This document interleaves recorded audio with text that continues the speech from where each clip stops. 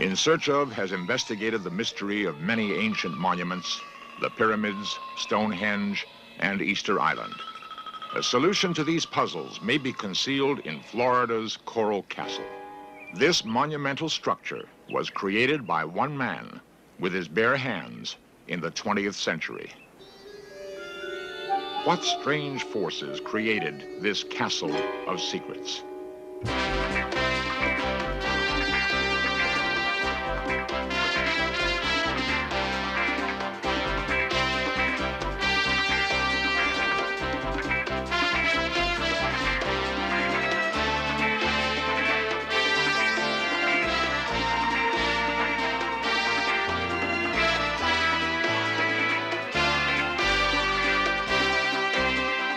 This series presents information based in part on theory and conjecture.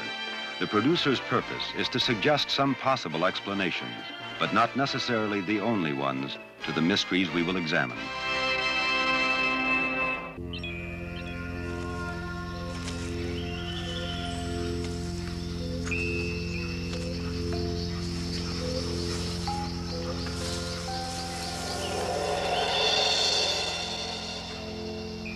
Coral Castle has been called the eighth wonder of the world. This place is a fantasy garden and an engineering marvel. The blocks are cut and set with great precision, locked without mortar. At 30 tons, the greatest single stone in Coral Castle is twice as massive as any in the pyramids. Here are massive megaliths, huge astrological symbols, and structures whose purpose is a total mystery. Surprisingly, 25 miles away is cosmopolitan Miami. Coral Castle was built not in ancient times, but in the 20th century. Most curious of all, Coral Castle was built in secret by one man, Edward Leedskalnin, a frail little hermit. With no modern machinery and with no help, he somehow hand-carved and lifted every single block, a total of 3 million pounds.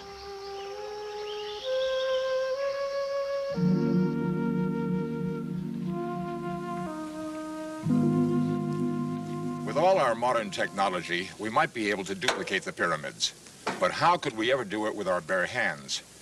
Dreamers beyond the fringe of science have postulated a long-lost art of harnessing anti-gravity. It seems incredible, but Ed Leedskalnin may have rediscovered these ancient secrets. Let's look at his life story. The mystery of Coral Castle began in rural South Florida just after World War I.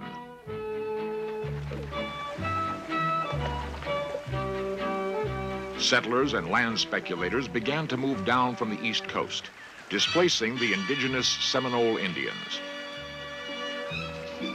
The newcomers found a humid, sprawling tropical land, full of mosquitoes and opportunities.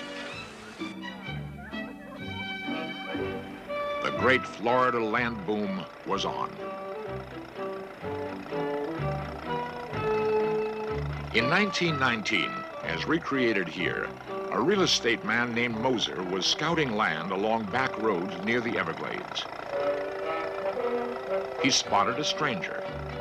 At first, he thought it was a boy and was surprised to encounter a very small grown man. The stranger couldn't weigh more than 90 pounds. Moser, always friendly, offered a ride. The little man introduced himself, Edward Leedskalnin. Recently immigrated from Latvia, he said with a smile. Was searching this part of Florida for a specific plot of land.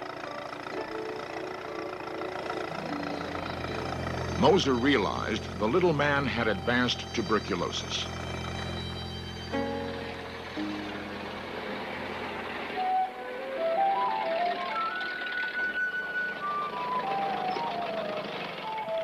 Mrs. Moser always welcomed the strangers her husband brought home. Life was lonely in this new land. Edward Leedskalnin was very friendly, very polite, and confessed outright he hadn't a penny to his name.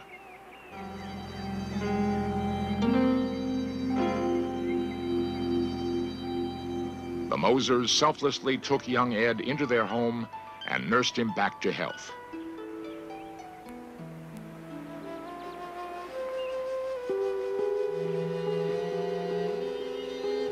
They listened with respect to his story of leaving Latvia, of his search all over America for the right type of land. "I'll know when I find it," he said. "It's for my sweet 16. He would never explain who she was, but Ed was obviously haunted by a dream or a memory of land and a castle for his sweet 16.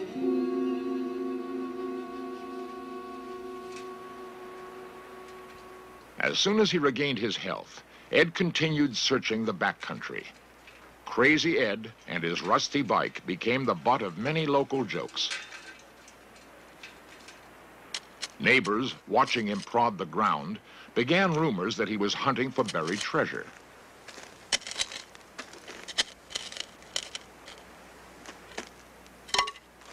Ed always rejected the good farmland. When people wondered why, he only smiled.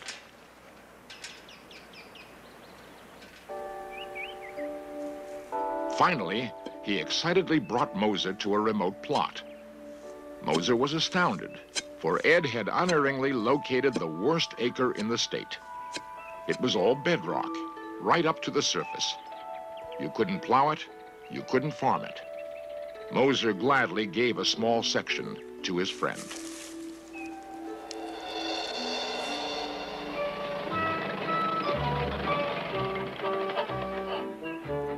A few weeks later, Moser's curiosity got the better of him. He dragged his wife out through the brush to see what Ed could possibly do with that land.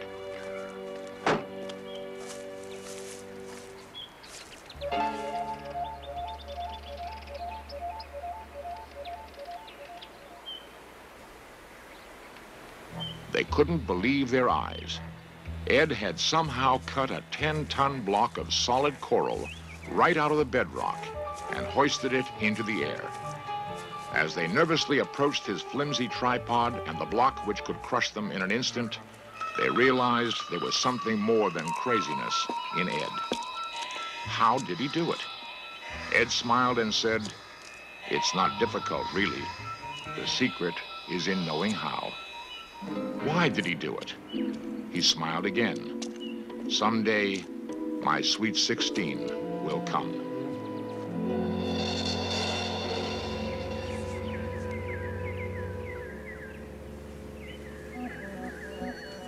Working alone, he cut more blocks.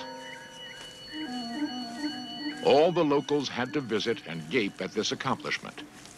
Ed was friendly, but firm. He would never tell his secret techniques, and he would always stop work when people came near.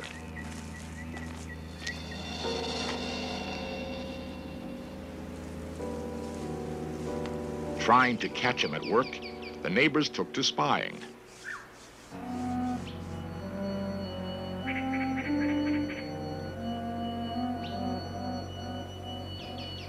Some people swear they saw the rocks move. Ed could somehow sense their inquiring gaze. He would simply stop working and patiently wait until they gave up trying to discover his secrets.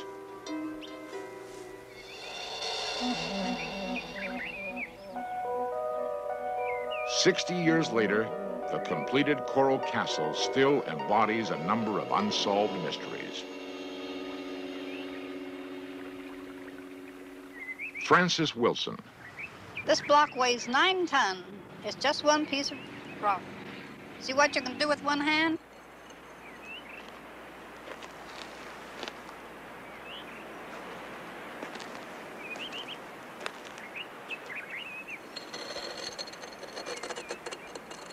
He's quite interested in safety, I know that, and he always wanted to make sure the children couldn't get down in here, and that was his gate to keep children from going down the steps. Those who knew Ed remember him with great respect. Charles Williams and Bodil Lowe. I guess I was maybe 6, 7 years old. I was born and raised about 300 yards from this place, and I would see Ed quite often at the little country store we had, and he was a very slight man. I don't think he was probably any taller than I am. I'm about 5'6". probably weighed somewhere in the neighborhood of 100 pounds. He always looked frail and sickly, but obviously very strong. He'd say this is because of the stars and the moon, and he would go on and he would show us his electrical machine. Now he made electricity, and he would jump in his bathtub and show how the water would come to certain levels and how he heated it with the sun. And he'd always divert your question. As I say, a very gentle, kind person, and he was, of course, highly intelligent. Many people thought he was a little cracked because he was smarter, I think, than they were, probably. His whole life and whole being was very frugal. Just sustained himself, I think, more or less. And some nights we'd come in the moonlight and sit and walk around in his park. And he would come out and tell us his story if he had a small audience. And he would go along in a very normal sort of a voice, and then we'd ask him why he did it. And they'd say, oh, well, someday my sweet 16 is coming, and he'd look up in the stars, and he would get very ethereal in his voice, and he just loved talking about his sweet 16. And he always spoke of her as sweet 16. She never grew any older. It's kind of nice. There were many rumors about Mysterious Ed. One held that he was an eccentric miser and kept a stash of money. Late one evening in the 1930s, a band of toughs waited until he was alone in Coral Castle. Little Ed could never have imagined such a shocking intrusion into his private world.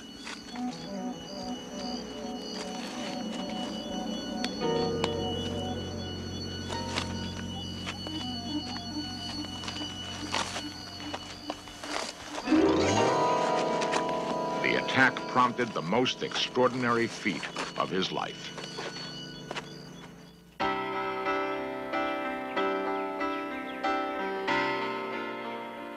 Coral Castle was originally built in a remote area of Florida. For years, Ed Leedskalnin felt safe in isolation, away from the harsh realities of the cities. He had carved this place with his bare hands as a Shangri-La for his sweet 16. Barely surviving a brutal robbery, however, Ed decided to seek safer ground. When he moved, Ed took more than his toothbrush. He took Coral Castle itself. He hired a local truck owner and with characteristic secrecy, politely asked the man to step around the corner. The truck would be loaded in just a minute.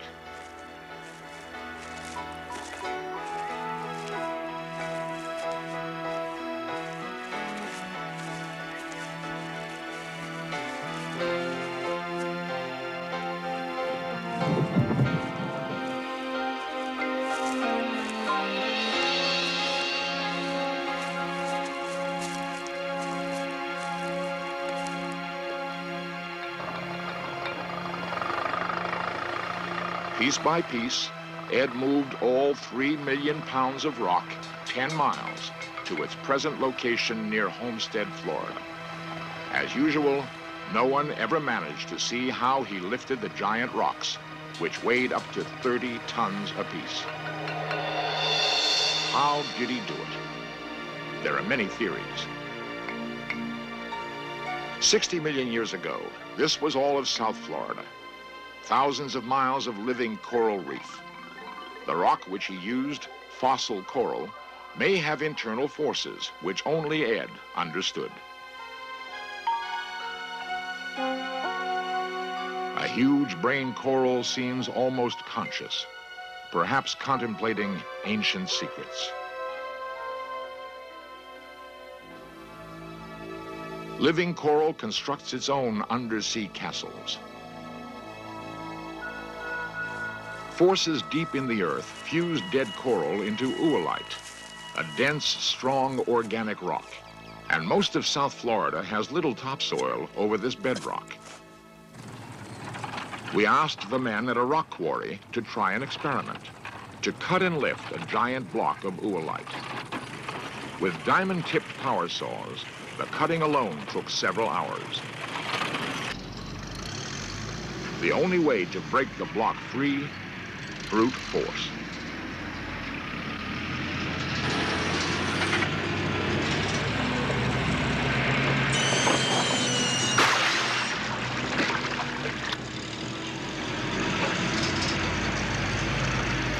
Then the test. Could they detect any unusual buoyancy in the rock itself? Using a 600 horsepower crane, could they lift the rock?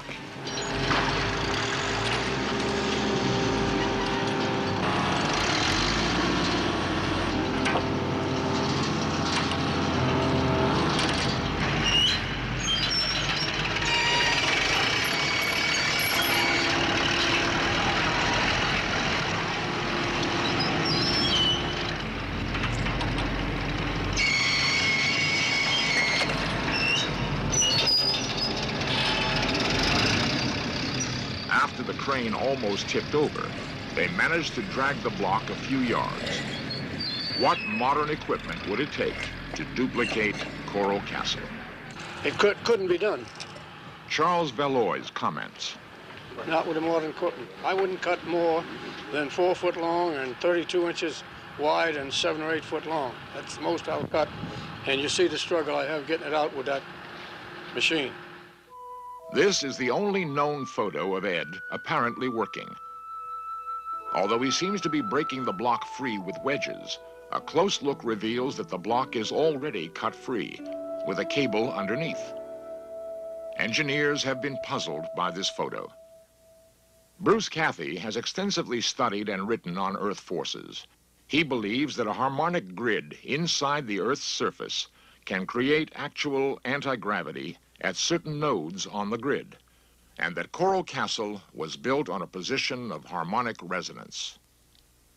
He's moved stones up to, coral blocks up to 25 tons, and he'd put them up overnight just on his own. After he died, I checked some of the instruments he was using, and they're very, very primitive chisels and hammers and ropes and pulleys and things.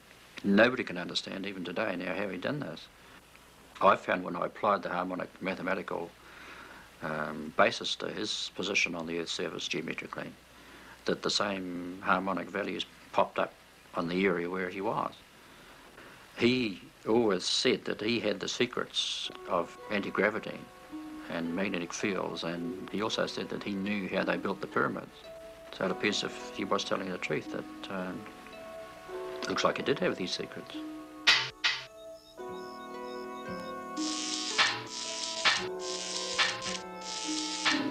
Ed performed many strange experiments with magnetism, although he had no source of conventional electricity. He hinted to neighbors he was on the verge of a monumental breakthrough and published his preliminary results. His book, however, is as incomprehensible as Einstein's unified field theory. Just as Ed always worked in secret, he also preferred to take his own photographs, posing in his one suit with a self-timed box brownie.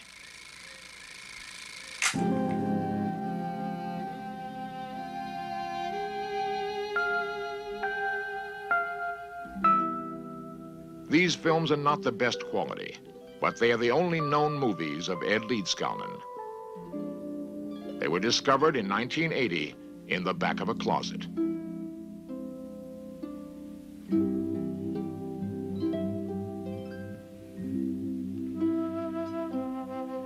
They reveal the Ed that most visitors knew. Animated, friendly, a simple man.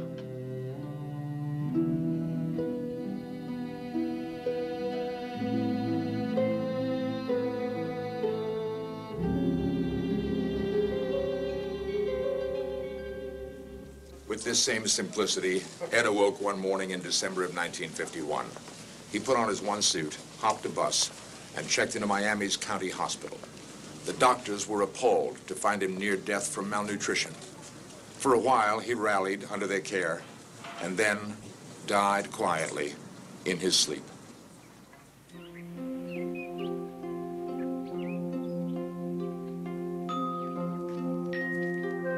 Even after his death, Ed left a few surprises. Neighbors guarded the grounds until authorities could make an official investigation.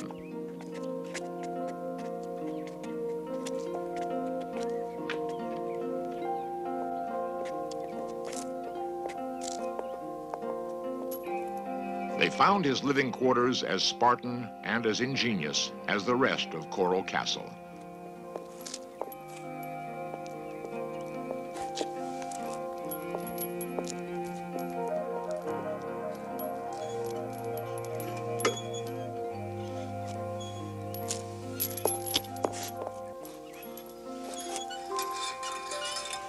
They also found $3,800 in crisp $100 bills and what resembled a treasure map. All attempts to follow the directions on the map were futile. Nothing seemed to correspond to our normal three-dimensional geometry. Ed left many mysteries, a lot of money, and a castle for his sweet 16. Was she a real person? Or was she a dream, an ideal of all that is good?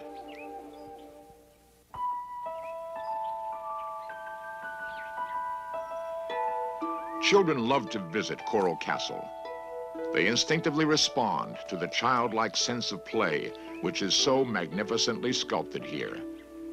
In his life, Edward Leedskalnin carved and lifted over 3 million pounds of rock.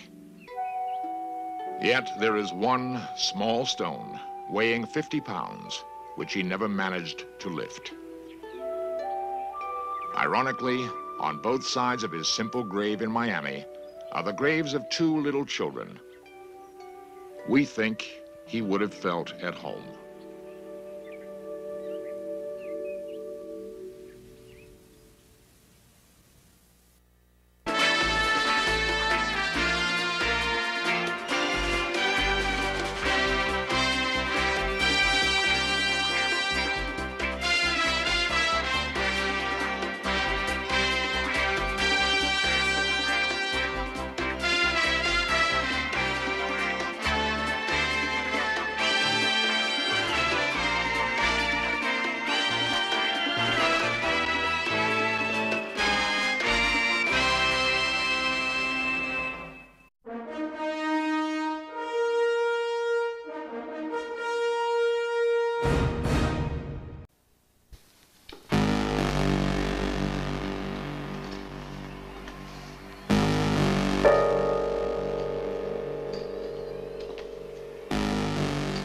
November 22nd, 1963. A lone figure walks to a window in the Texas School Book Depository. In a matter of seconds, the President of the United States will be mortally wounded, and the name Lee Harvey Oswald will be etched in history.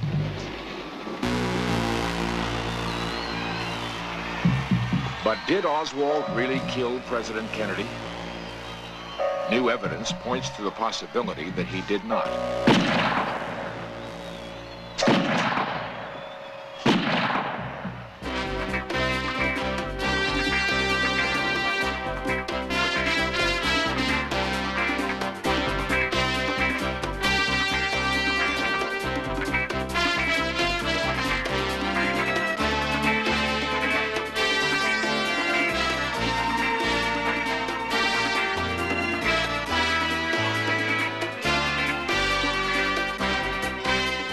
This series presents information based in part on theory and conjecture. The producer's purpose is to suggest some possible explanations, but not necessarily the only ones, to the mysteries we will examine.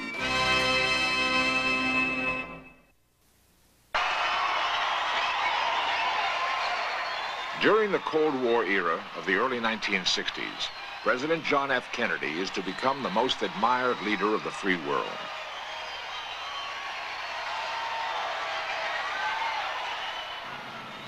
There are many people in the world who really don't understand, or say they don't, what is the great issue between the free world and the communist world.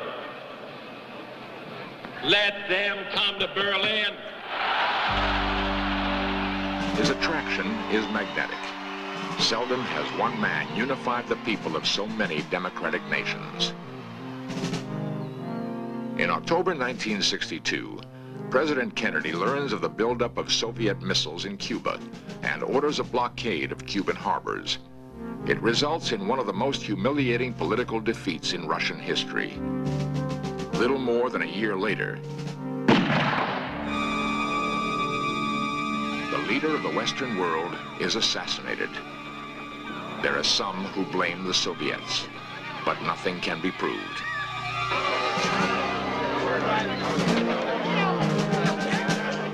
Within hours, Lee Harvey Oswald, ex-Marine, former Russian defector, and as we have come to believe, a distraught and frustrated young man, is in custody.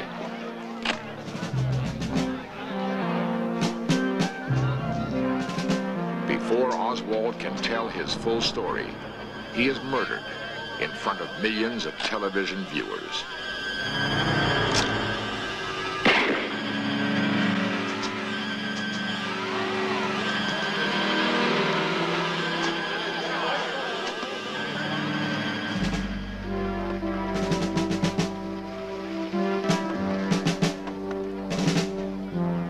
Almost a year later, the Warren Commission delivers its verdict on the Kennedy assassination.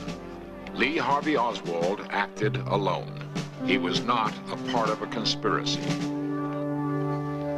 The Warren Commission concluded there were 3 shots fired during the assassination, all of them coming from behind the president out of a Texas school book depository window.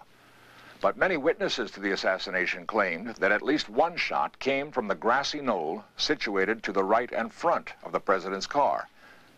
In spite of these contradictory accounts, the conclusions reached by the Warren Commission would officially stand until startling new evidence came to light. It was a recording that had been overlooked for 15 years. The tape should never have existed at all.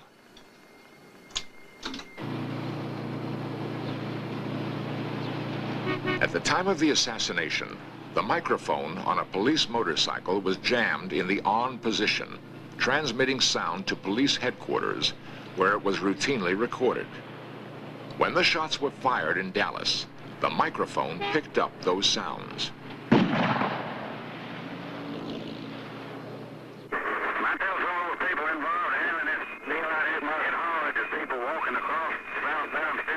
But the tape, and you're listening to the actual sound now, was seemingly indecipherable. If the sounds of gunshots were there, they were impossible to detect by the human ear. In 1978, Dr. James Barger of the acoustic firm Bolt, Beranek, and Newman attempted to find those gunshots. We began our analysis by recording the tape into the computer. We digitized the data and made a file. Then we had the computer filter this file in order to remove the sound of the motorcycle as much as we could. The motorcycle noise is repetitive. The piston fires repetitively. The filter was taught to recognize that sound and to eliminate it. We then had the computer make a long paper picture of these filtered sounds. The picture was about 500 feet long, and it represented a pictorial view of the filtered sounds for the whole 5.5 minutes that the motorcycle microphone was stuck open.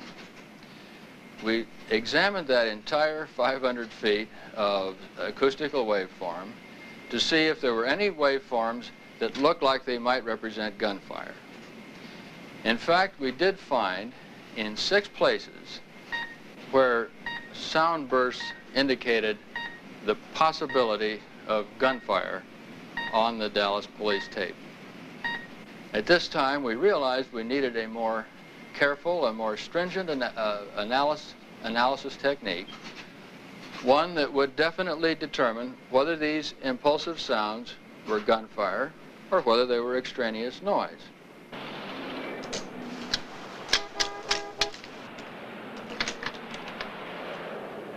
The more stringent technique Dr. Barger needed resulted in one of the most unique scientific experiments of this century. Dr. Barger and his team returned to Dallas to perform a sound recreation of the Kennedy assassination.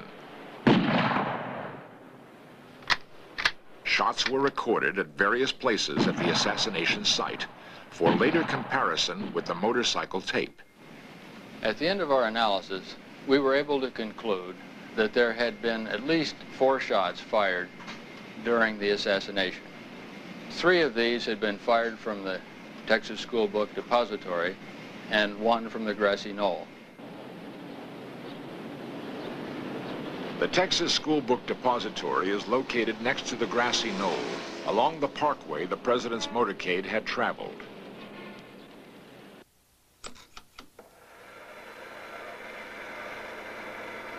Bob Groden, a photo optics specialist, attempted to synchronize an enhanced version of the motorcycle tape with the famous Zapruder film, an 8mm home movie shot by a motorcade observer.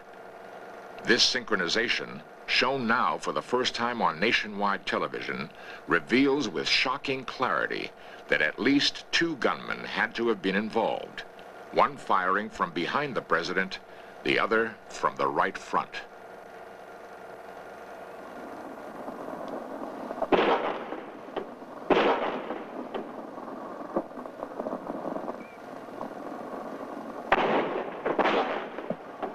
At least 4 shots were fired, but it's the third, the one from the front, the grassy knoll, that kills the president.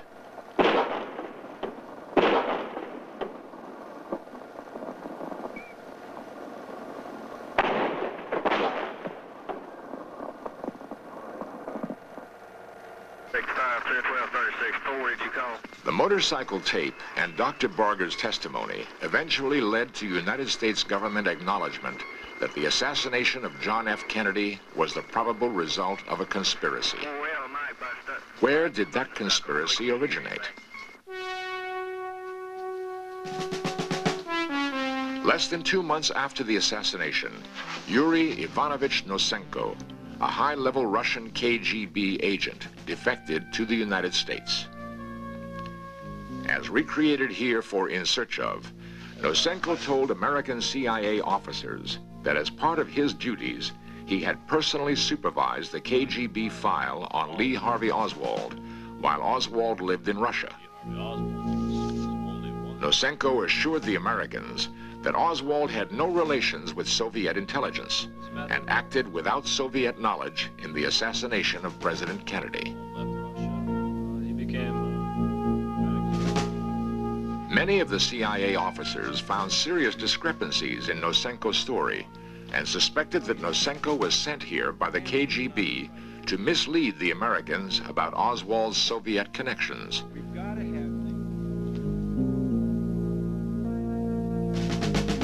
To prove his honesty, Nosenko agreed to submit to a lie detector examination.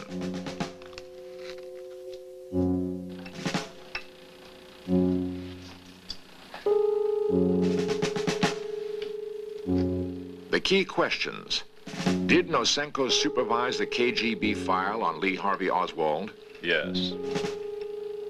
And was Lee Harvey Oswald involved in any way with the intelligence activities of the KGB?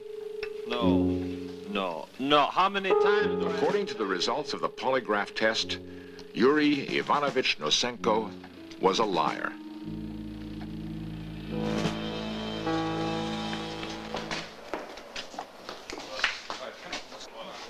Some sources close to the CIA claim that Nosenko was then put under hostile interrogation.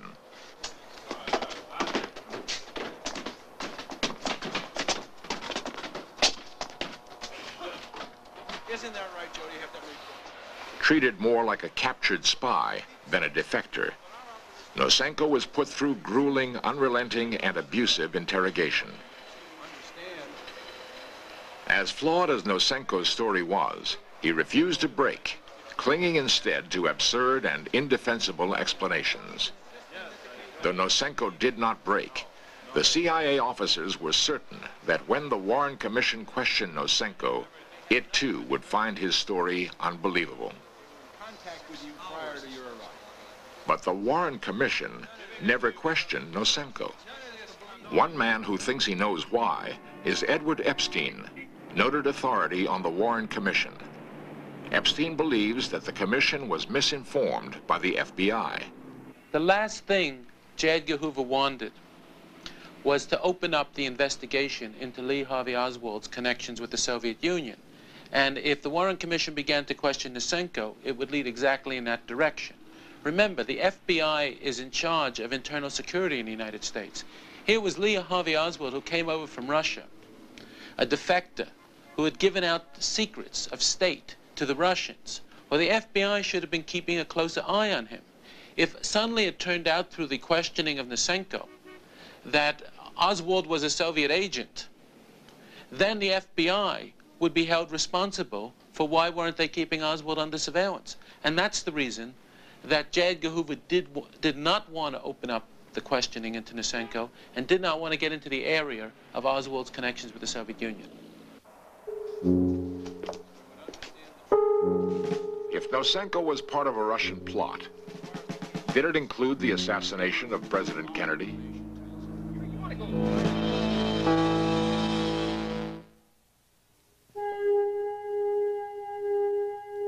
Lee Harvey Oswald was born in New Orleans in October 1939. His father had died 2 months before.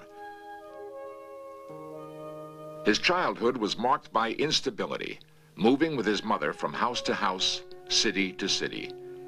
By the time he was 10, he had attended 6 different public schools. While he was regarded as friendly and likable, his teachers detected something hidden within him, a certain tenseness. When he was 17, Oswald fulfilled a long-time ambition and joined the Marine Corps, where he served honorably for 3 years. Following his discharge in 1959, Oswald abruptly renounced his American citizenship and defected to the Soviet Union. It is the next 2 years that we know the least about Oswald. In 1961, Oswald returned to the United States, reclaiming his American citizenship. With him, he brought a Russian wife, Marina, and a diary describing his life while in Russia. The diary tells the story of a bitter young man becoming increasingly disillusioned with the communist system.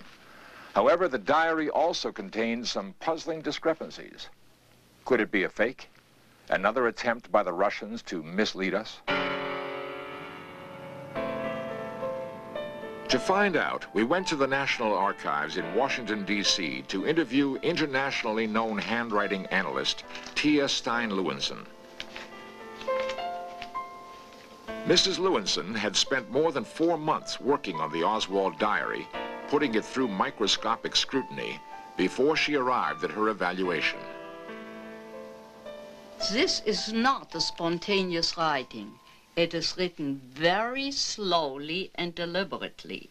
One could assume that possibly Oswald copied excerpts from his original diary, which were given to him by some representative of Soviet intelligence, and that he then wrote very slowly in order to comply with the demands. However, here and there one can see that he gets irritated, and especially at the end of the pages, he frequently gets quite fatigued. Mrs. Lewinson believes that fatigue in Oswald's writing, as shown here by lines that gradually run downhill, indicates that the complete diary was written in 2 or 3 sessions, rather than day by day. I think that Oswald was supervised by Soviet intelligence in order to mislead the Americans at his return to the United States. Edward Epstein. When I went through Lee Harvey Oswald's diary, I found 2 anachronisms, 2 things that were out of date. One was on October 31st, where he talked about the American consul, McVicker, who wasn't yet the consul for another year. The second thing was he talked about rubles in terms of old rubles that were 10 for $1 rather than new rubles that were 1 for $1. This was not a genuine diary. It was a fake. It was written after the fact to give Lee Harvey Oswald a legend so he could explain to the FBI and other people in America what he was doing in Russia for 2 years, what he was supposed to be doing in Russia, not what he was doing.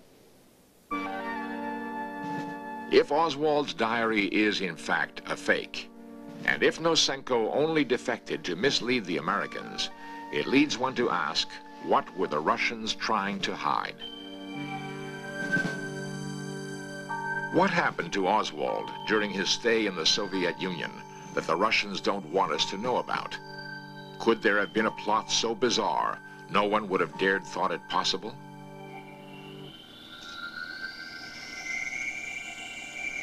On November 24th, 1963, medical examiners began an autopsy on the individual they assumed to be Lee Harvey Oswald. It is recreated here for In Search Of. Their findings were to create a public controversy that would surface 15 years later, when British lawyer, author, and investigator Michael Eddowes made public the results of his investigation of Lee Harvey Oswald. This is the most terrifying story you will ever hear, and the Russians don't want you to hear about it. The man who killed President Kennedy was not Lee Harvey Oswald. He was a Soviet look-alike whose first name was Alec, and who came to the United States as a member of the KGB assassination squad for the direct purpose of killing President Kennedy. Eddowes says that the Dallas autopsy was performed on an imposter and points to a number of inconsistencies to prove his point. The man who went to Russia was 5 feet 11 in height. There's no question about this. There are 11 recordings of this height. The length of the corpse of the assassin was 5 feet 9. External examination reveals a 5'9" white male. The autopsy report records only 2 scars on the upper left arm of the assassin. Over the left arm, there's a 1/4 inch transverse scar and a 1 1/4 inch scar. Got it. Whereas the real Oswald had 3 scars on the upper left arm. The autopsy report records a large scar on the inner aspect of the left wrist. The real Oswald had no such scar. At the age of 6, the real Oswald had a mastoidectomy operation, which left a 1 inch long scar behind his left ear over the mastoid bone. The part of the mastoid bone was itself removed, and at the operation a rubber dam drain was inserted. So there was not only a scar, there was a depression in the flesh and a hole in the head of about 1 dime in size. An examination of Oswald's Marine Corps records confirms the existence of the mastoidectomy scar behind Oswald's left ear. Now, the autopsy doctors, experienced pathologists, cut up over both mastoid areas to remove the scalp so they could take off the top of the head to examine the brain. In doing this, they could not have failed to have seen the 1 inch scar and the hole in the head. The autopsy report does not record the scar, does not record the depression, and although the skull was x-rayed, does not disclose the hole in the skull. Eddowes requested that Tarrant County officials exhume the body buried under the name of Lee Harvey Oswald.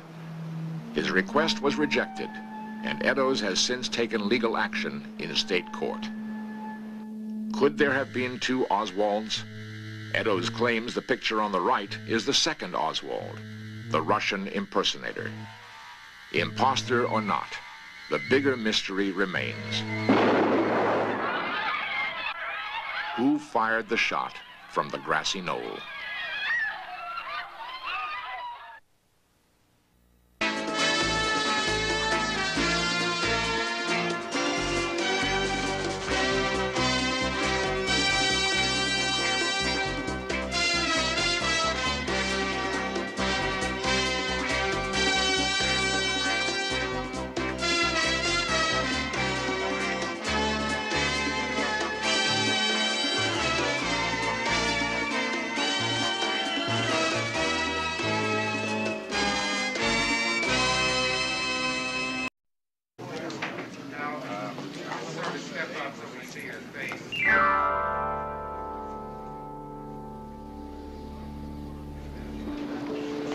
In 1967, Jimmy Hoffa began serving a 13-year prison sentence. It was the beginning of the end for the man who was called America's most powerful labor leader. Hoffa was pardoned 4 years later, but his troubles were far from over. On July 30th, 1975, he left home and disappeared without a trace. Was Jimmy Hoffa kidnapped or murdered? If so, why and by whom? Did he flee to a distant country? Why did Jimmy Hoffa disappear?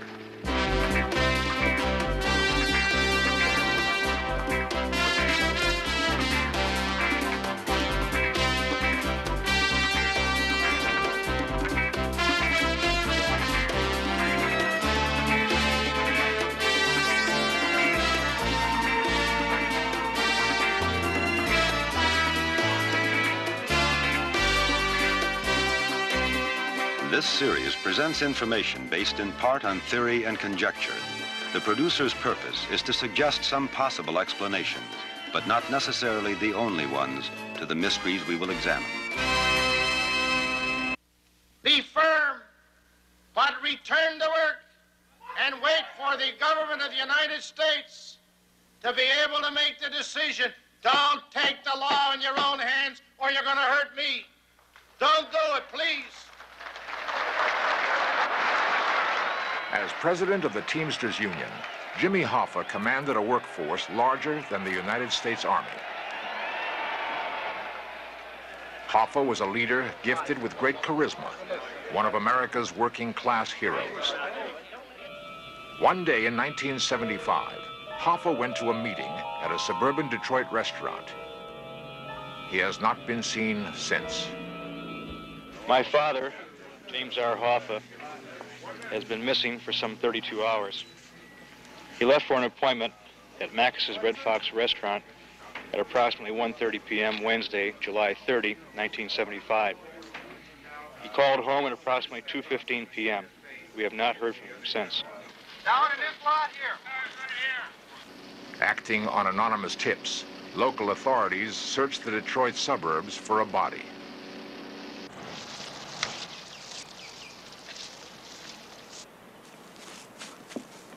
Jimmy Hoffa is still missing. He was a powerful man, president of the world's largest labor union. But powerful men make enemies. Who might have wanted Hoffa out of the way, and why? Is it conceivable that he was kidnapped for ransom, or that he deliberately dropped out of sight? The answer to the mystery of Jimmy Hoffa's disappearance might be found by tracing his spectacular rise to power. Violence was commonplace in the working world Jimmy Hoffa entered during the late 1920s.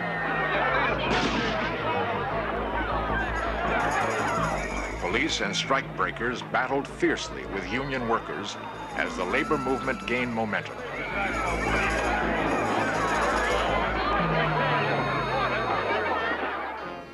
In his teens, Hoffa joined a small Detroit local in the Teamsters Union of Truckers and Warehousemen. As a fearless young organizer, he helped engineer dozens of strikes to improve working conditions.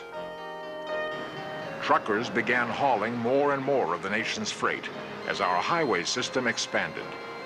The Teamsters grew into a powerful union.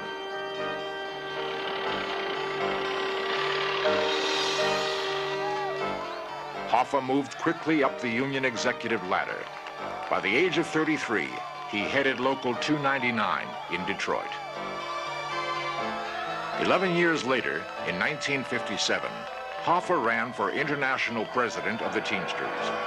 He gained support in locals all over the country by brilliant politicking. When the delegates were polled, Hoffa triumphed by a 3-to-1 margin. Pete Camarada is co-chairman of Teamsters for a Democratic Union. Well, when Hoffa spoke to the rank and file, he was always able to reach them. And even though Jimmy Hoffa was a little man, he had a certain amount of charisma about him. When you shook hands with Jimmy Hoffa, even though Hoffa was a little fella, 5'5" or something like that, you thought you were shaking hands with somebody much bigger. Hoffa was willing to get right down in the street with the brothers and win what they had to win. And that's what people loved him for. In 1967, the Master Freight Agreement gave Hoffa more power than any union leader before him. Now, truckers nationwide would be bound by the same contract. To many businessmen and politicians, this was a frightening prospect. What scared him is the fact that Jimmy Hoffa could say to 400,000 Teamsters or 450,000 Teamsters at the time to park the trucks, and they'd park them.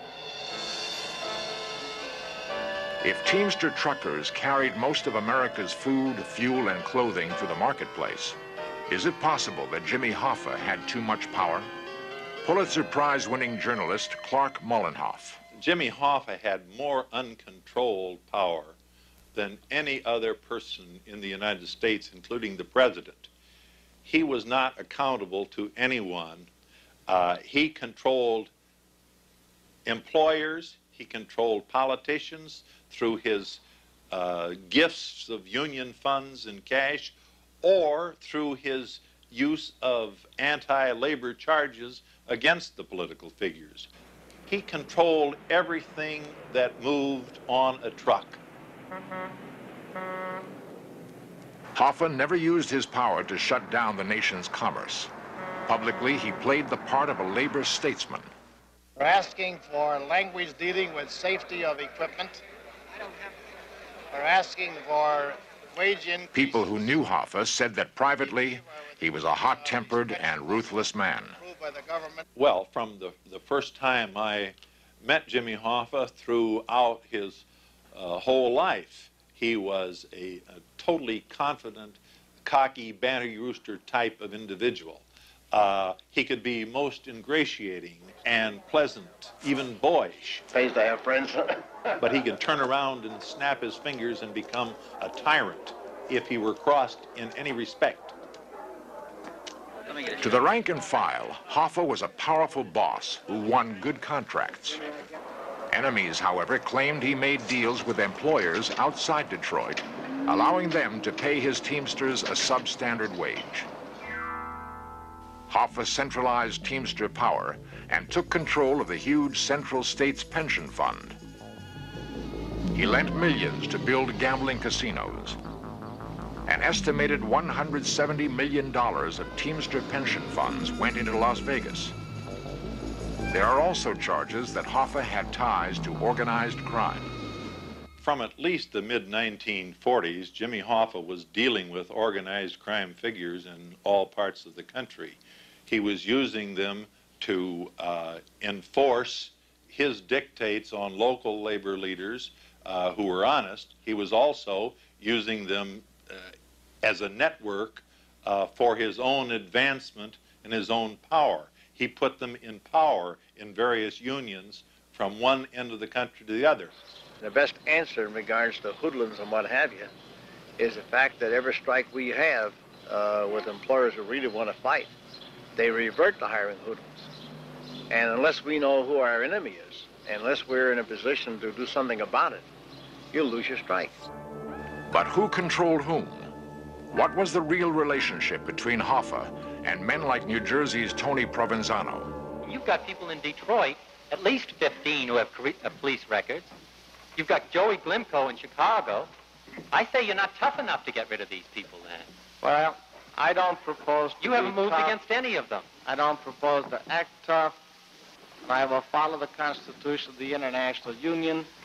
I don't frighten too easy. Well, you're not and I don't intend to have the impression left that's been stated publicly that I'm controlled by gangsters. I am not controlled by them. Mr. Hoffa, I'm certainly... From 1957 to 1963, attorney Robert Kennedy and his brother, Senator John Kennedy, feuded bitterly with Hoffa as the McClellan Committee probed labor crimes. When John Kennedy was elected president in 1960, he appointed his younger brother Attorney General. Bobby declared all-out war on organized crime. Hoffa was indicted for extortion, perjury, wiretapping, jury tampering, and pension fund embezzlement. Somehow, he managed to avoid conviction. Hoffa's bag of tricks included efforts to buy off sheriffs, prosecutors, congressmen, senators, governors, and he tried to influence cabinet officers, and he at least compromised them. He even tried to buy me off, and he came out just out of the blue sky and said, "Every man has his price, Clark. What's yours?" After 7 years of prosecution, Hoffa was convicted of jury tampering through the testimony of a disgruntled teamster. Later, he was found guilty of embezzlement. In 1967, Hoffa surrendered to authorities to serve his term. The fateful series of events that would lead to Jimmy Hoffa's disappearance had begun. In 1967, ex-Teamster boss Jimmy Hoffa headed for Lewisburg Penitentiary to serve his term. He may have regretted the involvement with gangsters that had led to his downfall. But Hoffa's knowledge of the underworld would become an even greater burden in prison.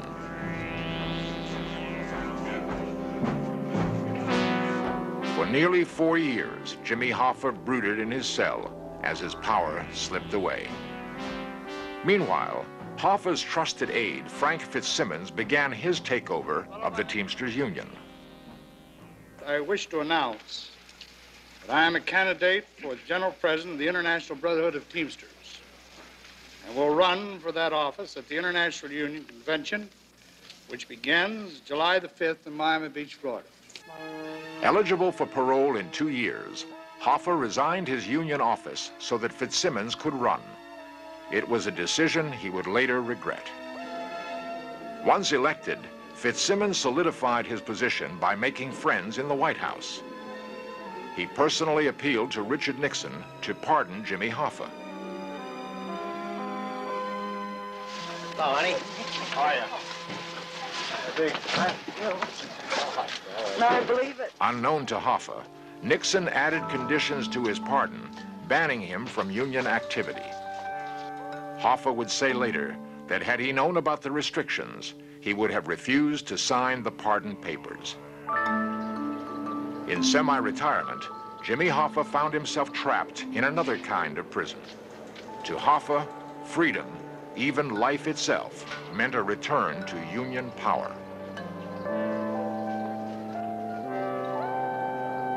Hoffa retained his amazing popularity. Observers thought that if Jimmy's lawyers were able to reverse the Nixon restrictions, Hoffa could win back the Teamster presidency from Fitzsimmons. But Jimmy never got the chance. July 30th, 1975. Jimmy Hoffa headed for a rendezvous with 2 Teamster officials, Anthony Giacalone and Tony Provenzano, a former ally with whom Hoffa had had a fistfight in prison. At 2 p.m., Hoffa arrived at the Macus Red Fox restaurant. After waiting half an hour, he entered the restaurant and telephoned his wife to check whether Giacalone had called. Josephine Hoffa has not seen her husband since. The car parked down here. Can you remove it now? Police searched the area for clues or a body.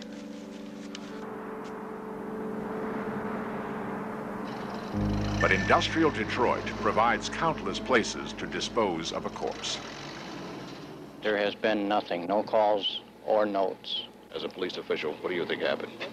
There's too much to speculate on. I believe it's just too early, perhaps the next 24, 48 hours.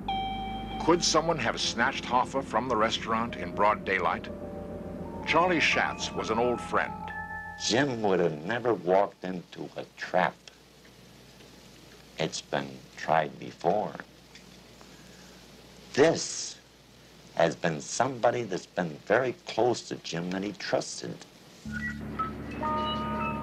Hoffa's foster son, Chucky O'Brien, was questioned. Police found blood in the car O'Brien was driving, but tests proved it was that of a fish. Hoffa's family waited in vain, hoping desperately to hear from his kidnappers. No ransom message ever arrived. sir. Were you in the Detroit But area? what about the men Hoffa was supposed to meet? I tell you that Mr. Provenzano hasn't been in this town for the last 15 years. Tony Provenzano and Anthony Giacalone had airtight alibis for the time of Hoffa's disappearance. Both denied arranging any meeting with Jimmy. Ironically, in 1978, Provenzano went to prison for the murder of another Teamster official. 4 of Provenzano's associates were also summoned to a grand jury hearing: Sal and Gabriel Briguglio, and Thomas and Stephen Andretta. Each refused to talk. In 1978, Sal was murdered gangland style on a New York street. The government still has no case for the murder of Jimmy Hoffa, but the testimony of a mafia hitman turned government informant is considered by the FBI to be a plausible description of the kidnapping drama. Investigative reporter Dan Mulday has been researching the Hoffa case for 5 years. In the first act, Hoffa drives from his home, arrives at the restaurant expecting to meet 2 underworld figures. He's picked up by 1, perhaps 2 close associates, driven to a private residence 4 minutes away from the restaurant, where he is ambushed and killed. His body is then stuffed into a 55-gallon drum and taken to a location where it is placed in a compactor for junk cars. It is crushed and it is smelted. Hoffa's body will never be found. If Hoffa's disappearance was a mafia hit, what was the motive? FBI investigators believe Hoffa was killed to protect lucrative mob deals. Joe Irwin knew Hoffa for 3 decades. Well, they had to get Jimmy Hoffa out of the way because probably within a month he would have been free of his parole deal, and he would have went back into the Union, and he would have taken over without a doubt from Fitzsimmons and crew, and he would have eliminated every damn one of them. The motive for Jimmy Hoffa's disappearance goes beyond his mere ambition to regain the general presidency of the Teamsters Union, which he was institutionally closed out from anyway. Hoffa was becoming increasingly unpredictable and was becoming dangerous for the mob to allow to continue operating. Dan Mulday believes an angry Hoffa had begun to squeal about connections between the mafia and the CIA in Cuba. Cuba had long been a stronghold of organized crime and gambling. When the Cuban Revolution broke out, the mob sold arms to both sides. After Castro came to power, he began throwing gangsters out of Cuba. There is strong evidence that mobsters and the CIA were plotting to kill Castro, and that Jimmy Hoffa was the original liaison between them. The evidence is also clear that in 1975, during the Churchill Committee's investigation of the Castro assassination plots, that Hoffa was indeed giving information to the Church Committee about his knowledge and perhaps even his participation in these plots. Sam Giancana, who was planning to speak before the Church Committee, was murdered exactly 1 month before Hoffa disappeared. And I believe these 2 murders are connected. Only weeks before his disappearance, Hoffa had completed a book in which he made bitter charges against Frank Fitzsimmons. He implicated mobsters by name and specifically mentioned the end of his friendship with Tony Provenzano. This book may have been Hoffa's death warrant. Conceivably, he knew enough secrets to send dozens of mobsters to jail or the electric chair. Did Hoffa know the secret behind the crime of the century? On November 23rd, 1963, John Kennedy was shot to death in Dallas. The alleged killer was Lee Harvey Oswald, whose Cuban connections were documented by the Warren Commission. Oswald's murderer, Jack Ruby, had well-known ties to mobsters. According to Dan Mulday, FBI records indicated that Ruby phoned Hoffa aides repeatedly during November 1963. Might tend to incriminate them. Your complete indifference to it, I think, makes this... Hoffa hated the Kennedys for mercilessly hounding him during the McClellan hearings. But did he know more than the rest of us about the president's murder? Dan Mulday. In September of 1962, Santos Trafficani, a Florida underworld figure, was speaking with a FBI informant. During the conversation, which included Hoffa's personal approval of a $1.5 million Teamster pension fund loan for Trafficani's associates, Trafficani went into a rage over Kennedy's pursuit of Hoffa and indicated to the FBI informant that Kennedy was going to be hit. During my investigation, the FBI informant indicated that Trafficani also added that Trafficani had, quote, made it clear that it was Hoffa who was making the arrangements for the president's assassination. Jimmy Hoffa's connection with Kennedy's murder is tenuous. More certain is that Jimmy was involved with organized crime. Was he murdered by mob enemies, as the government believes? Could he have fled to avoid assassination, or is he still being held incommunicado? For society, the moral is clear. When underworld power is linked to mighty institutions and charismatic leaders, no one is safe. Jimmy Hoffa's disappearance was the final twist in a long and turbulent career. Gifted with unique talent and charisma, Hoffa could have been one of our country's great leaders. He began on the loading docks and earned his status as a working-class hero. But like so many leaders, Hoffa was corrupted by his tremendous power. He was unable to see the folly of his alliance with the underworld until it was too late.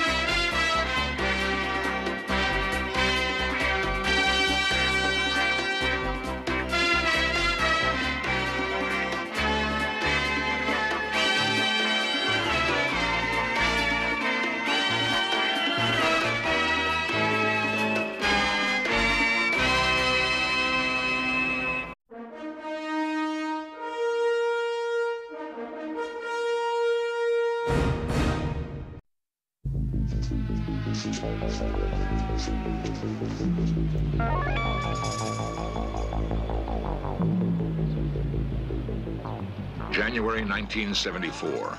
The full moon moved unusually close to the Earth. In Search Of has found that a strange wave of violent crimes seemed to affect many large cities.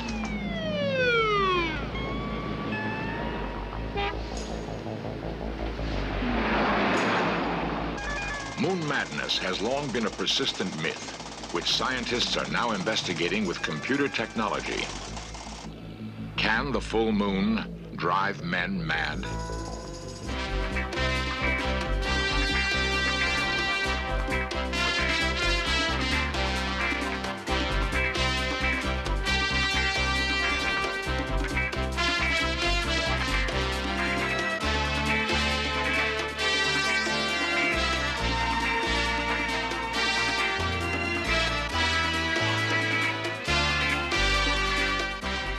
This series presents information based in part on theory and conjecture. The producer's purpose is to suggest some possible explanations, but not necessarily the only ones, to the mysteries we will examine.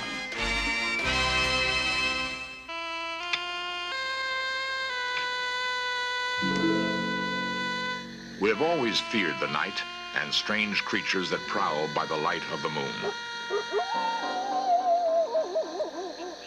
Shakespeare said it best. It is the very error of the moon. She comes more near the earth than is her wont, and drives men mad. The Latin word for moon is luna, which is the root for our word lunatic, meaning moonstruck. And we've tried to contain our fear of the moon's powers in old legends.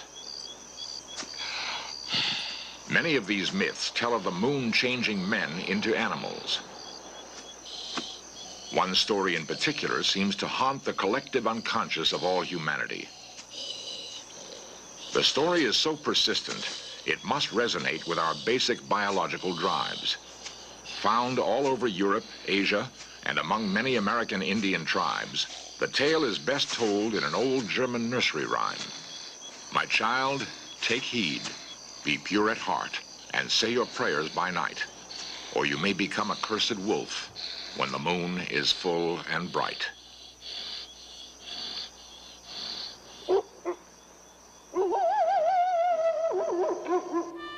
Of course, there never was a recorded case of a human changing into a wolf. But thousands of tormented souls have been locked away in asylums, howling at the moon. This transformation from man to monster has been a favorite theme of storytellers. Robert Louis Stevenson wrote Dr. Jekyll and Mr. Hyde.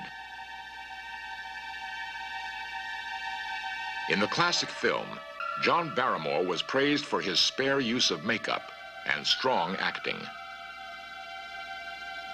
In the novel, of course, the transformation was effected by a secret potion. But Stevenson's story was based on a true report of moon madness. In the 19th century, Edinburgh was plagued by a wave of senseless, brutal burglaries. Clues led police to suspect a single man was behind the crimes. But who could it be?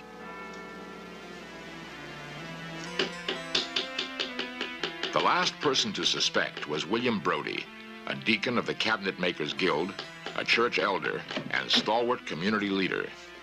Police hesitated to even bother this respected, hard-working man. They reminded him to be on the lookout at the next full moon. The unknown Edinburgh criminal seemed to favor those nights. William Brodie was a classic case of multiple personality. In one body, two souls seemed to compete for dominance.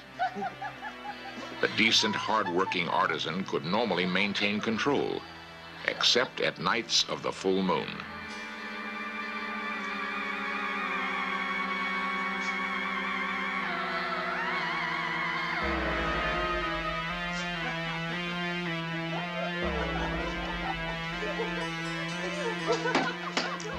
Brodie later said, "It was not me. I insist it was not. There was another person in the room with me." The crime wave continued. A reward for the unknown predator was doubled, and only the foolish walked alone at night.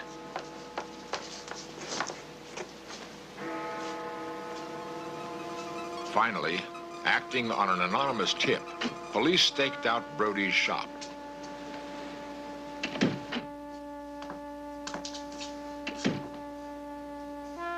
At his trial, Deacon Brodie was to base his defense on lunacy, blaming the full moon. The jury was not sympathetic. He was promptly hanged.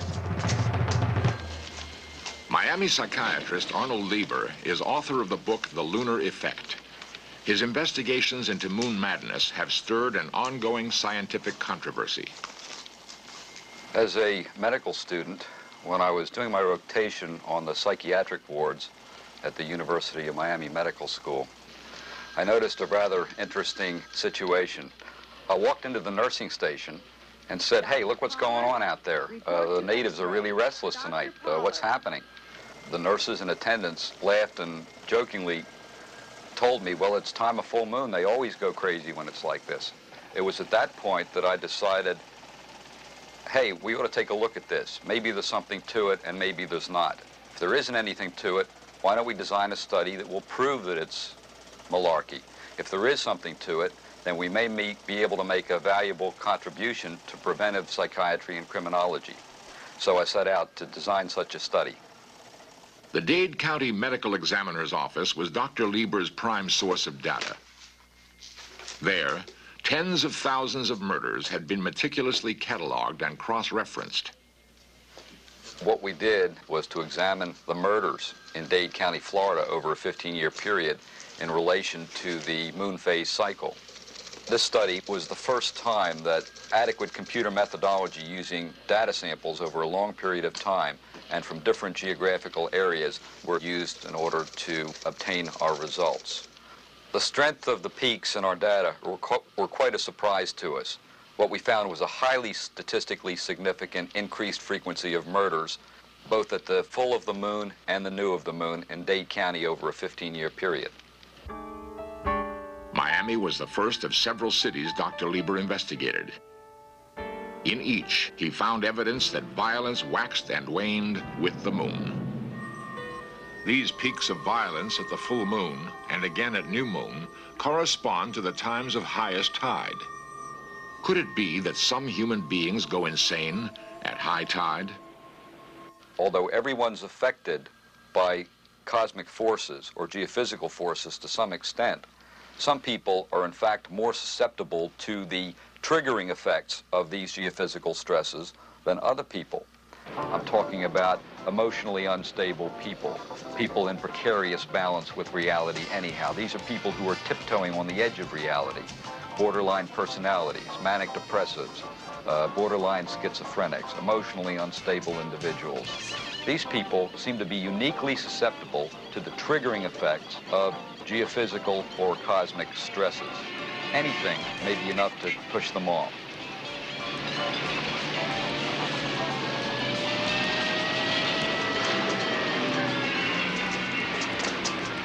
These people ought to know about this because there are certain ways that they can protect themselves from the effects.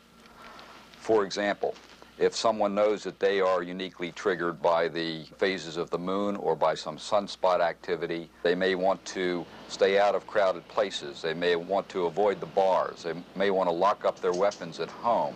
With this knowledge, police, fire rescue, and hospital emergency room people can prepare themselves for especially heavy loads during these times. They can lay on more people, they can expect heavier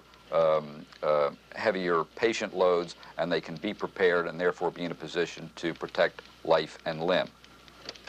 Based on his theory of biological tides, Dr. Lieber suspected that January 1974 should be a period of extreme danger. He issued a warning to authorities. Well, we're having an interesting coincidence of cosmic cycles coming up in about 2 weeks.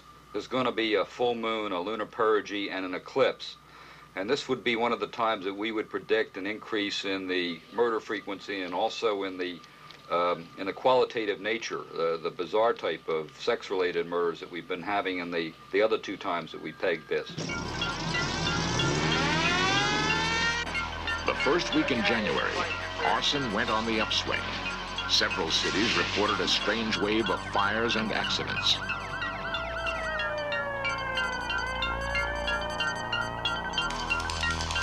Emergency rooms were jammed, far beyond the usual Saturday night syndrome. By day, a mood of tension seemed to hang over the cities. The weather was hot and still. Reports began to come in from around the country. Orlando, 2 police patrolmen were slain on duty. Police switchboards reported an unusual number of calls. Then came the time of full moon. For police on patrol, it was a night to remember. A 45-year-old man stabbed his 25-year-old son to death after an argument over a car. Wichita, Kansas, 4 members of a family were shot in their home. Jackson Memorial Hospital, a medical resident was bound, beaten, and strangled. In Miami alone, the murder rate jumped to 3 times normal. A 57-year-old drifter was beaten with a board, and his throat was slashed. No apparent motive.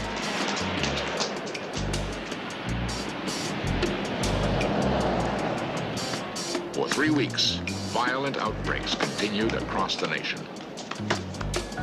This was more than enough proof for Dr. Lieber. He considered his theory valid.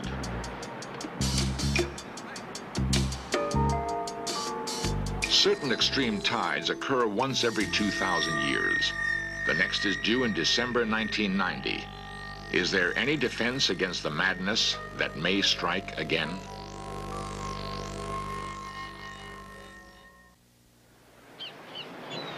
Twice a day, the ocean rises and falls about 4 feet, pulled by the gravitational force of the moon.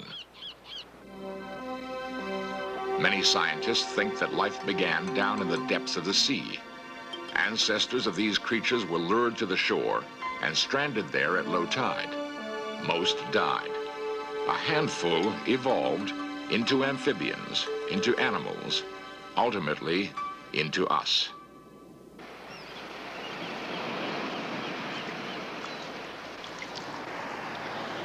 Is it possible we can feel that time 1 billion years ago when we moved from the water up to the land and the air? Our bodies are still 75% water, the same salt water. If the vast ocean could be pulled toward the beckoning moon, could we also be at the mercy of her gravity? This theory of biotides has been received with skepticism by many scientists. Chief amongst them, George Abell, professor of astronomy at UCLA. The moon is the Earth's nearest astronomical neighbor. Its distance is only 30 times its own diameter. And it's because the moon is so near that it can have an important effect on producing tides. The moon pulls on the side of the Earth nearest it more strongly than it pulls on the side away from the moon, and that tries to stretch the Earth a bit into a football shape. The Earth actually distorts about 8 inches. But I emphasize that tides are only important because they're acting over the entire 8,000-mile diameter of the Earth. It depends on the distance over which they act. A 6-foot man is nothing in comparison. The moon can lower a man's weight by at most 1/100th of a gram, like a mosquito on his shoulder. And the effect of tides on the fluids of a person's body are 30 trillion times less than the weight of those same fluids. It's absolutely impossible that the biological tides can have any effect on human beings. Indeed, the tidal force exerted on me by this globe of the Earth is thousands of times stronger than the tides exerted on me by the moon. If tidal forces are too weak to influence human behavior, why then have we always felt the moon could affect us so strongly? For thousands of years, ancient peoples tried to solve that mystery. Many temples have been found to be computers in stone, designed to predict lunar phases and eclipses. Is it possible we remember a time when the moon may have triggered another step in evolution, the emergence of the first humans? In small family groups, they roamed the veldt, eking out a bare existence. It was a night of full moon, and they felt an instinct to take to the hunt. That moment is recreated here. They had moved down from the trees. They had given up grubbing for roots and were beginning to hunt other animals, rich in protein. With a hungry family waiting, the hunter knew this was no game. It was life or death. When the moon was full, he could see to track the skittish prey.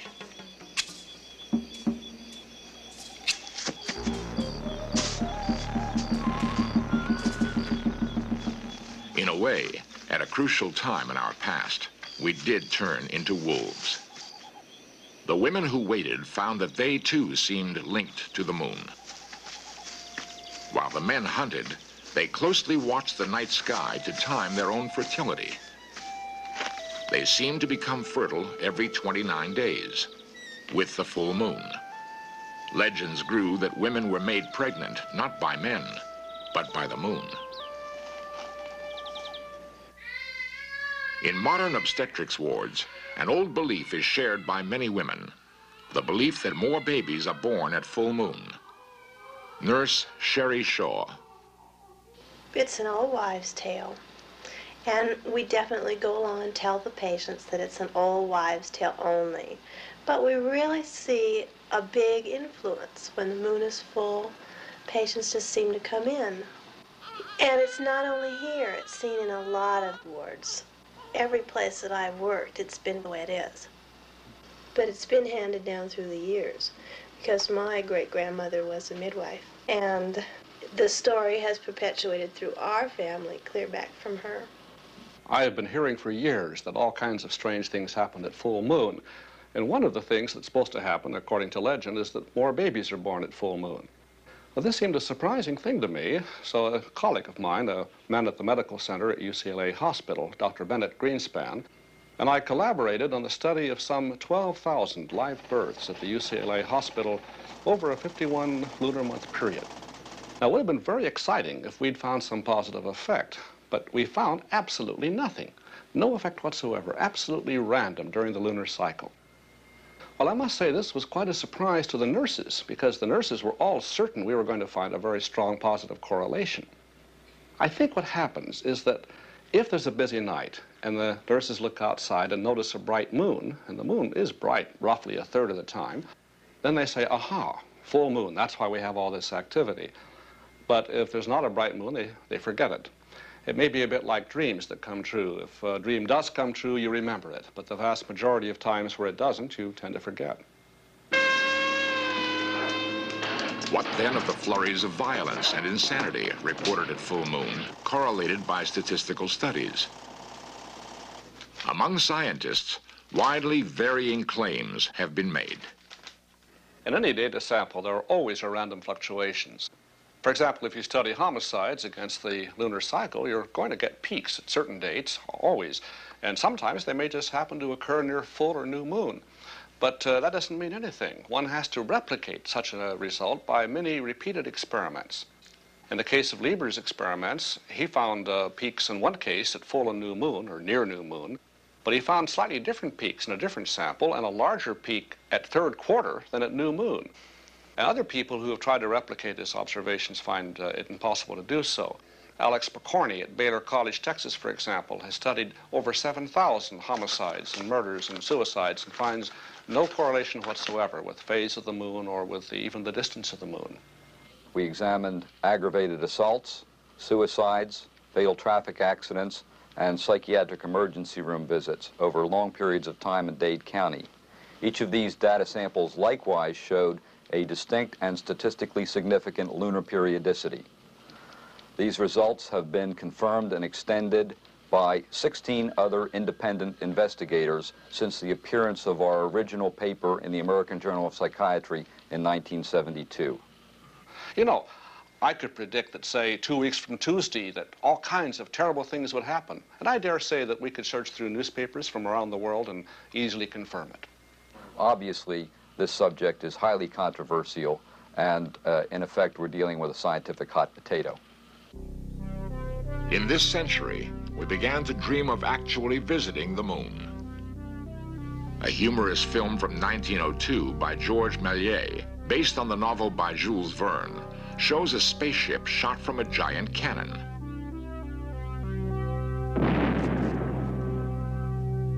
Méliès predicted that such a journey could have dire consequences, and he showed the moon as a demonic face.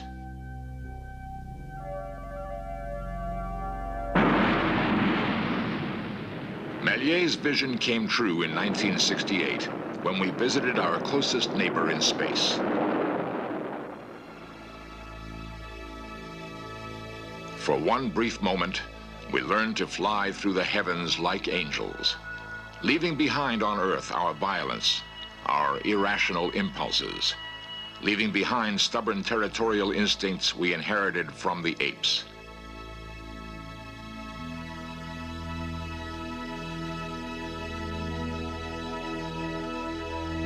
It's ironic. Those few times we walked on the surface of the moon, the legendary source of madness, were the times we became most sane.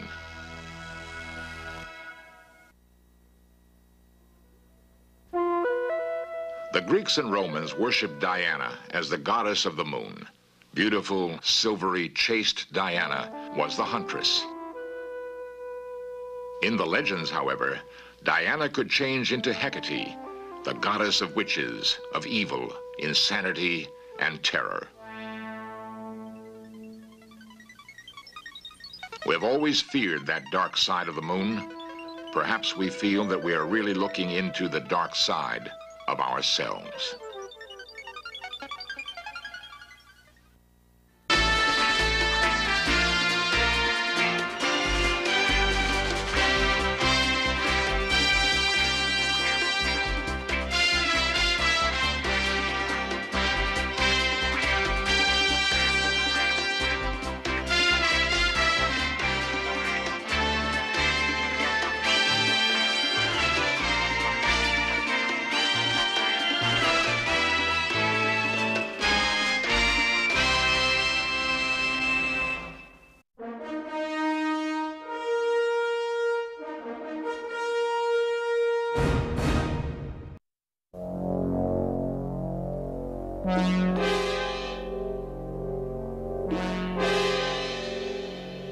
This is the clearest film ever shot of a real, unidentified flying object. 68,000 UFO reports have been filed in this country alone. Skeptics, however, pose an important question. If flying saucers are so common, why haven't we captured one? In a remote New Mexico desert, researchers have discovered a startling answer to that question.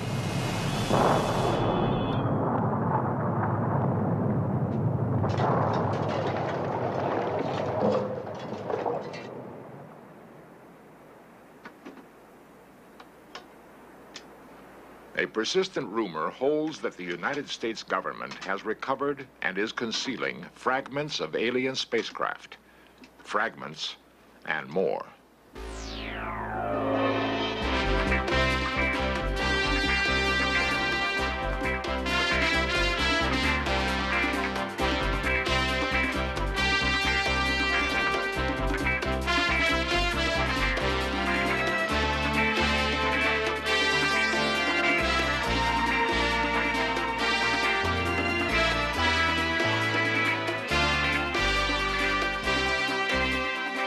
This series presents information based in part on theory and conjecture.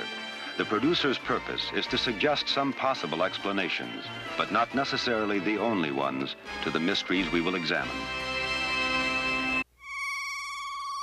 Charges of a UFO cover-up began almost with the first famous flying saucer sightings in late June 1947. It's curious. These reports seem to center around areas where atom bombs and rockets were tested. Were alien forces keeping watch on the new weapons we savages had invented? The flying discs became the Pentagon's nightmare. Seemingly, our fastest jets could never come close to their incredible speeds and right-angle turns. UFOs were said to be able to shut down guided missiles by remote control. The Air Force organized Project Blue Book to officially investigate UFOs. Since its termination in 1969, Blue Book has been alternately praised and damned. Well, the Air Force position is that we investigated UFOs for 22 years, over 12,000 sightings. Colonel Don Burgrave, U.S. Air Force. About 95% of all the UFOs were explainable. They were weather phenomenon, they were balloons, they were airplanes, they were lightning. And we concluded as a result of our investigations, which was carried out very scientifically, that one, there was no threat to the security of the United States, and there was no evidence that we could ever locate that an extraterrestrial vehicle had landed here. New York lawyer Peter Gersten sued the CIA and FBI to release 5,000 UFO-related documents. The reading of all the documents reveals that UFOs have the ability to render inoperable present-day technology. UFOs have the ability to gain access to our most sensitive military installations, unrestricted and unlimited access to nuclear installations. There's no doubt about it in my mind that there's a government UFO cover-up. Ray Fowler, civilian UFO researcher for 17 years. I've talked to military people who have told me about government cover-ups, how they've been instructed to say this and to say that. And I worked for the United States Air Force Security Service myself, and which worked for the National Security Agency, and I'm very familiar with intelligence operations and cover stories and things like that. So there's no doubt in my mind that there is a cover-up. If there was a planned cover-up, then they were very successful in keeping it from me. Colonel Robert Friend, former head of Project Blue Book, now an engineer on the space shuttle. A lot of these organizations decided that there was a cover-up because the Air Force didn't pursue these sightings to what they considered the ultimate conclusion. If there has been a UFO cover-up, it began in Roswell, New Mexico. Near White Sands and Alamogordo, Roswell was home base for many early tests of atom bombs and guided missiles. Here, also, the practice of military stonewalling may have been perpetrated. The case began when Roswell businessman Dan Wilmot witnessed an amazing object over the town. His son tells the story. This was their home in July of 1947, and it was one summer evening. They were sitting out here. Dad looked up in the west and saw an object that came down and had lights blinking, and it was rather frightening to him, but he said all of a sudden it seemed to rock a little bit and sort of counterbalanced itself, wiggle a little bit, and then seemed to settle down and take off at a rapid rate of speed. The next day, reporters heard that the Air Force had found fragments of the mystery object crashed on a remote ranch northwest of Roswell. Excitement ran high until officials announced it was only a weather balloon. Major Jesse Marcel, in charge of the operation, now tells a far different story. They took pictures, of course. They had a whole flock of microphones there. They wanted me they wanted some comments from me, but I wasn't at liberty to do that. So all I could do is keep my mouth shut. And General Ramey is the one who discussed, told the newspapers, I mean the newsmen, what it was and to forget about it. It was nothing more than a weather observation balloon, of course, which we both knew differently. Major Marcel had to keep silent because of his strategic position at that time. He was in charge of all security and intelligence on atomic tests in the United States and the Pacific. Marcel retraced his secret recovery operation across the hot New Mexico desert. We left Roswell perhaps around 3:30 or 4 o'clock in the afternoon. As you can see, it's flat. It is very difficult. In fact, with just verbal directions, we never would have found it. We had to follow the rancher out there. The crash site was so remote, it took an entire day to drive there. The following morning, we went out to the site where the crash was. And what I saw, I couldn't believe there was so much of it. It was scattered over such a vast area. So we proceeded to pick up as much of the debris as we could, loaded in the wagon. We filled that up. It took us a good part of the day to do that, because there's such small fragments that we had to do a lot of picking. We found a piece of metal about a 1.5 to 2 feet wide and about 2 or 3 feet long. Felt like you had nothing in your hands. It wasn't any thicker than the foil out of a pack of cigarettes. But the thing about that got me is that you couldn't even bend it, you couldn't dead it. Even with a sledgehammer would bounce off of it. So I knew that I had never seen anything like that before. And as of now, I don't know what it was. There is new evidence that the FBI then got into the case with a different cover story. Lawyer Peter Gersten, searching through declassified government documents, came across a mention of the Roswell case. One of those documents related to an incident in Roswell, New Mexico, which indicated that the object which had crashed was an experimental kite. The FBI investigated the incident and determined that it was terrestrial, that it was from an organization which had been doing research in experimental kites. What did crash in this desert? A UFO?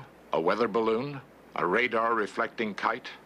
It was not anything from this earth that I'm quite sure of, because being an intelligence officer, I was familiar with just about all materials used in aircraft and in our air travel. This is nothing like that. It could not be. It could not have been.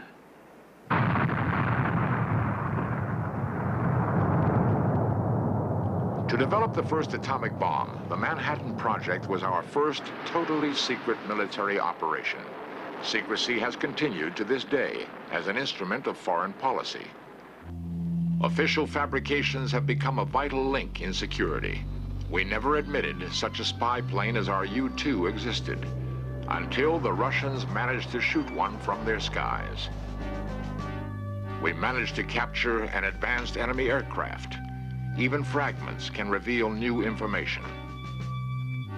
Such captured material is routinely rushed to Wright-Patterson Air Force Base in Dayton, to the top secret Foreign Technology Division. This place is so classified that former Air Force General, Senator Barry Goldwater, was once denied entrance.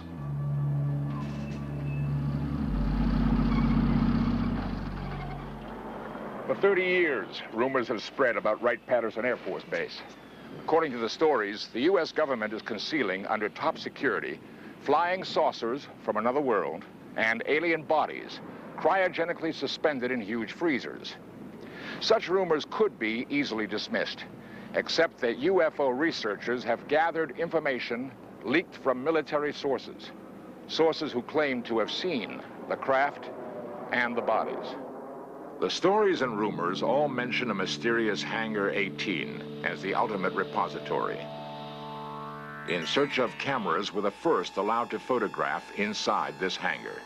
Is it possible that here in Hangar 18, highly secret activities once took place?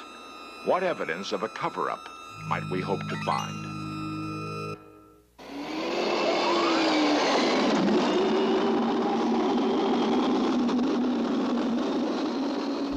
Wright-Patterson is one of the largest and most complex air bases in the world. In the Foreign Technology Division alone, hundreds of secret experiments have been undertaken. Continuing military security has made Hangar 18 a mysterious citadel. Some experts believe that new designs have been created here. Every branch of the military has experimented with flying wedges, flying wings, hovercraft, with an amazingly consistent lack of results. The flying saucer shape was an obsession of aeronautical pioneer Edmund Doak. These rare films show static and dynamic tests of his early models. Doak spent 30 years and $250,000 investigating the problems of circular airfoils.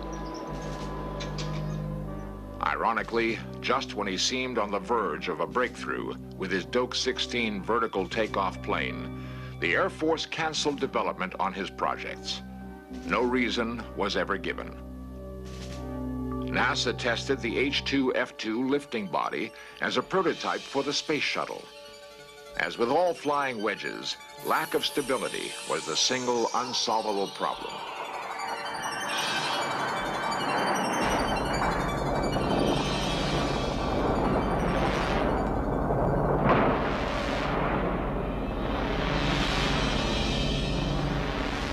We are unable to confirm a single successful test of a manned flying saucer. Yet, the effort continues. Why? Does the government have some reason to pursue this quest? A reason they're keeping secret? From Wenham, a suburb of Boston, comes an eyewitness account which could explain this continued military fascination with flying saucers. Ray Fowler, one of the most respected civilian UFO investigators, is also author of 2 bestsellers in the field. Because of his stint in the Air Force Security Service, he finds himself still vulnerable to government pressure. I work for a company that designed and built a major weapon system.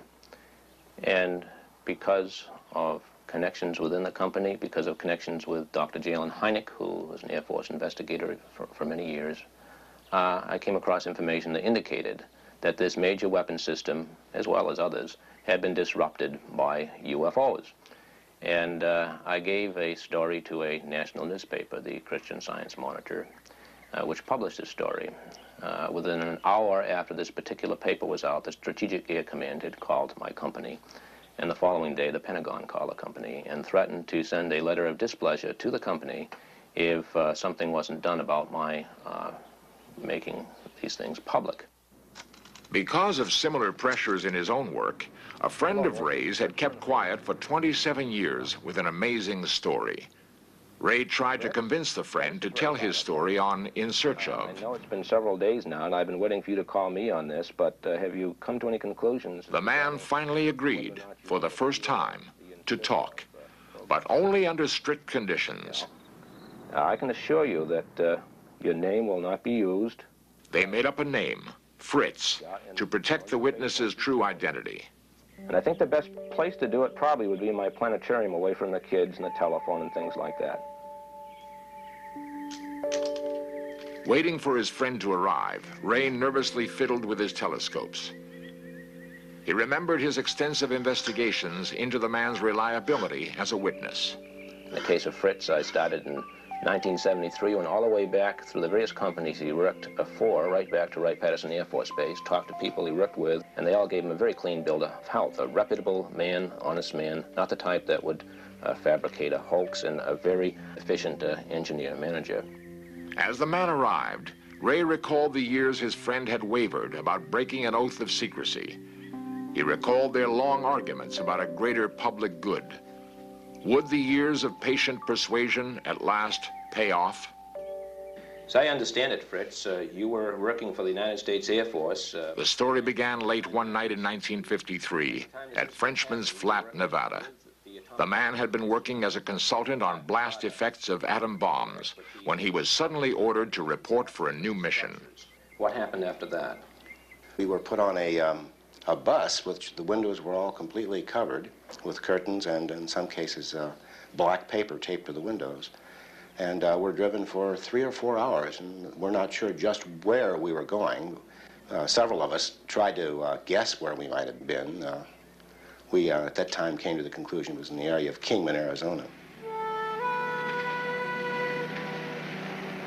After getting off the bus, as recreated here, the scientists were taken to an even more remote location. They had no idea exactly where they were or what they were about to see. We were told that we had been selected for various technical specialties. And I was told that I was to ask any questions that had to do with dynamic loads and nothing more, and I wouldn't get any answers to any other questions.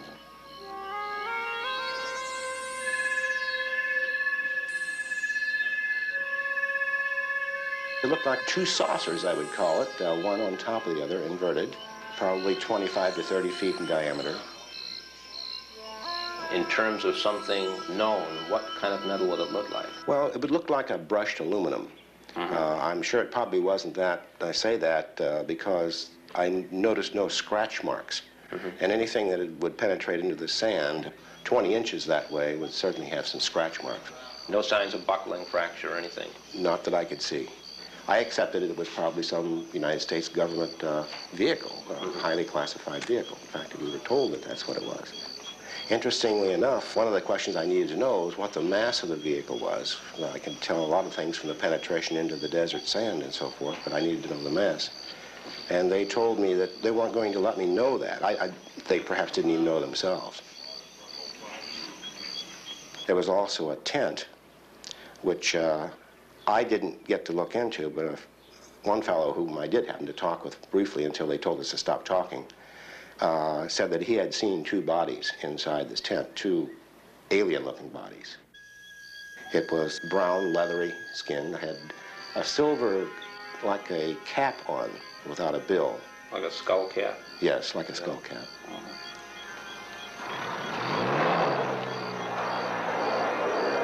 I realized what this really started to mean, but I also at the same time realized probably why the government was keeping it classified. There are a lot of things that could be changed by our culture or religions. There are a lot of things that could be affected by the release of information like that at that particular time. Like many other UFO stories, this also concludes with the recovered craft taken to Wright-Patterson Air Force Base. Cameras are normally prohibited there, but In Search Of was allowed to photograph certain declassified areas. We found there actually are huge freezing chambers inside the legendary Hangar 18. The only knowledge I have of little green men, Martians, or whatever would be from the articles I've read of some of the published novels like Frank Scully's book and things like that. Don Ritter, buildings manager since 1942, claims the giant freezing cells were never used for storage of alien bodies. Building 18 at Wright-Patterson was used primarily for cold soak engine testing, and we had 4 cells in this facility that we would take down to minus 65 degrees Fahrenheit, soak the engine for some period of time, and make the engine starts to test components, engines, and whatever for cold starts. My major criticism is that from way back in the 1947s, there should have been a gradual information release and have the public accustomed to what UFOs are, what we're trying to do about them, and instead they've covered up so long that to admit that they've covered it up, it's almost like another Watergate. Plus the fact, I think they don't have the answers, and if they admitted even what they knew, people would want to know more answers. They don't have the answers to give them. I'm sure they don't have the answers to give them. Based on my own personal and professional experiences, for the last 26 years of wearing this blue suit. And most of that I've been in the public affairs business, where I'm responsible for releasing information to the public. I can assure you on behalf of the Air Force that there's just no truth to that at all. Inside the freezing chambers of Hangar 18, we've examined one small clue in the mystery of the UFO cover-up. Whether it proves fact or fiction, this search for flying saucers has already profoundly influenced our perception of our place in the universe. Colonel Robert Friend, former head of Project Blue Book. I believe that speculation and a scientific approach to it can't live together. I would feel that there were, in lots of instances, cases that had potential scientific pay dirt that possibly should have been pursued further.